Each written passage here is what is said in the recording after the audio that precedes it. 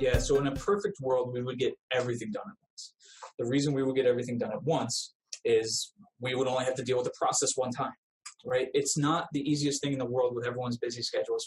I assume most of you have children or have a busy life. If you don't have kids, you're probably going out and playing in the softball league yourself. You know, you want to do things outside of work. You want to enjoy your labor, you know? So that being said, you don't want to have 3 or 4 times where a company's coming in and installing the windows. If you don't mind, that's completely fine. You can do whatever you like.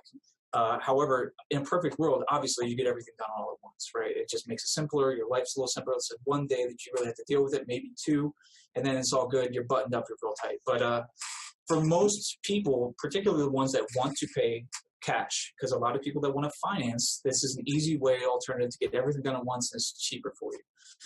However, if you wanted to stick to your budget and stick to cash, right, you can compartmentalize your home when it comes to doing your windows. The way that I would do it, the way that I typically recommend, is I do it 2 different ways. I recommend you either do the areas you spend the most time in your house in so that you feel the most comfortable. So if you were like my family growing up, we spent a ton of time in the kitchen. Every time we would have talks or every time we would have a family meeting, which is more so our parents just telling us what to do and how to do our chores. Whenever we had a party, whenever we had Thanksgiving, everyone hung out in the kitchen, right? So doing those type of windows, being comfortable in the areas that you live in the most is probably the most, important, because you want to get, a little bit of that feeling of what you spent your money on. If that's not the route you're thinking about going, I always recommend doing the upstairs before you do the downstairs, just because a lot of people have the older furnace systems, older heating systems. And if it's running and running and running and running, it's wearing it out sooner than later, right? You're going to burn up your furnace. Now you have to get your windows and your furnace. So when the heat is produced in your home, heat rises. If it rises to the second floor, more of that's going to be retained if you do the windows upstairs, right? And if we're retaining more heat upstairs, when you go to sleep at night, you're more comfortable.